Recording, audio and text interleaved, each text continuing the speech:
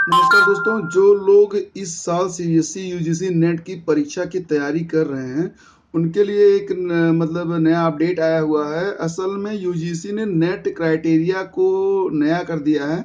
इसको क्वालिफाई करने के लिए एक नई क्राइटेरिया बनाई गई है। तो state HRD minister doctor Mahendra Nath Pandey ने एक सवाल के जवाब में लोकसभा में इसका लिखित जवाब दिया था। तो इस साल इसकी क्राइटेरिया क्या होगी ये मैं आपको बताने जा रहा हूँ। असल में सीबीएसई जो है वो एग्ज़ाम कंडक्टिंग बॉडी है नेट का और बिहाफ ऑफ द यूजीसी।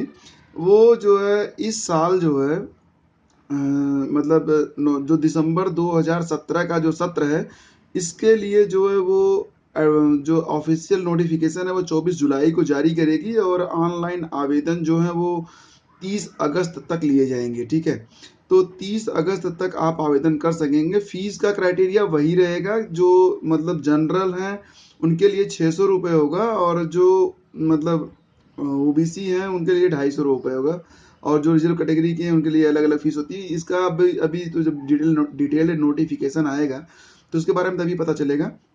असल में वर्ष 2017 का जो जुलाई सेशन था वो कैंसिल कर दिया गया है, वो निरस्त कर दिया गया है। वो इसलिए किया गया है क्योंकि बहुत सारी चीज़ें थी जो मतलब अपडेट मांग रही थी लेकिन अपडेट नहीं हो पा रहा था।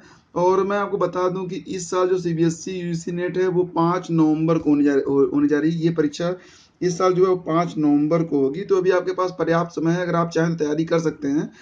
अब ये अगर आपके मन में ये आ रहा होगा कि इस परीक्षा को कैसे पास करते हैं, तो मैं बता दूं कि सबसे पहले तो आपको 3 पेपर आपको देना पड़ता है। फर्स्ट पेपर, सेकंड पेपर और थर्ड पेपर। फर्स्ट पेपर जो होता है ये 45 मिनट का होता है। सेकंड पेपर भी जो होता है वो 45 मिनट का ही होता है। फर्स्ट पेपर में सब 60 क्वेश्चन होते हैं, जिसमें से लगभग 50 क्वेश्चन, लगभग नहीं, ठीक 50 क्वेश्चन आपको करने होते हैं। अगर आपने 60 के 60 क्वेश्चन अटेम्प्ट कर लिए तो एक दिक्कत हो जाती है। शुरू के जो 50 क्वेश्चन होते हैं केवल वही कंसिडर किए जाते हैं, बाकी के अगर आपके जवाब सही भी हुए तभी छोड़े जाते हैं और इस तरह आपका नुकसान हो जाता है। तो इसलिए 10 क्वेश्चन को आपको छोड़ ही देना चाहिए और ये 45 मिनट का होता है। 45 मिनट में आपको कर लेना होता है, तो ज़्यादा मुश्किल नहीं होता है। और इसका जो क्राइटेरिया होता है वो आपको पता है, जनरल अवेयरनेस और जीके का होता है, जिसमें computer, current affairs, economics related जो क्वेश्चन पूछे जाते हैं। दूसरा वाला पेपर होता है, सेकंड पेपर होता है, इसमें जो 50 क्वेश्चन होते हैं। 45 मिनट का होता है, 50 क्वेश्चन होता है और 45 मिनट का होता है। तो ये पेपर लगातार होते हैं, मतलब फर्स्ट पेपर जैसे ही खत्म होता है आपको सेकंड पेपर दे दिया जाता है। तो इसमें जो है 50 में 50 क्वेश्चन आपको करना होता है।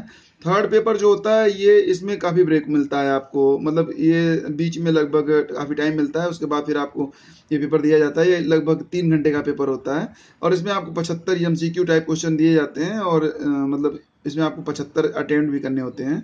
तो ये होता है। और जो अगर आप जनरल कैंडिडेट हैं तो आपको तीनों पेपर में 40%, 40%, 40% मार्क आपको ऑब्टेन करने ही होंगे, तभी आप जो है मेरिट के लिए कंसीडर किए जाएंगे। तभी आप मेरिट बनेगी। अगर आप जो है एक में 40% से कम मतलब प्राप्त करते हैं तो आप मेरिट में नहीं कंसीडर किए जाते और आप बाहर कर दिए जाते हैं, मतलब आप फेल हो गए।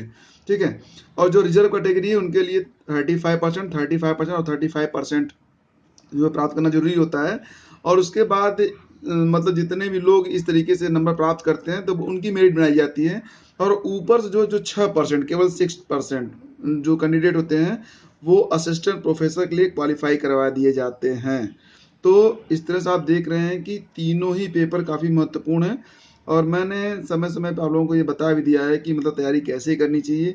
और क्योंकि आपके सब्जेक्ट्स बिल्कुल अलग अलग होंगे, तो अगर आपको ये लग रहा है कि आपका सब्जेक्ट क्या है और मतलब उसके लिए आप कैसे जो है तैयारी करें, तो मैं बता दूं कि फर्स्ट पेपर की तैयारी तो सबके लिए कॉमन होती है। फर्स्ट पेपर सबके लिए कॉमन होता है। सेकेंड और थर्ड पेपर जो होता है ये आपके सब्जेक्ट के हिसाब से होता है। ठीक है, तो सेकेंड और थर्ड पेपर जो होता है ये आपके सब्जेक्ट के हिसाब से, तो इसकी तैयारी आप अपने अपने बुक से कीजिए। सबसे पहले तो आप इसके लिए थोड़ा डीप नॉलेज रखिए और अच्छे से जो है मतलब तैयारी कीजिए।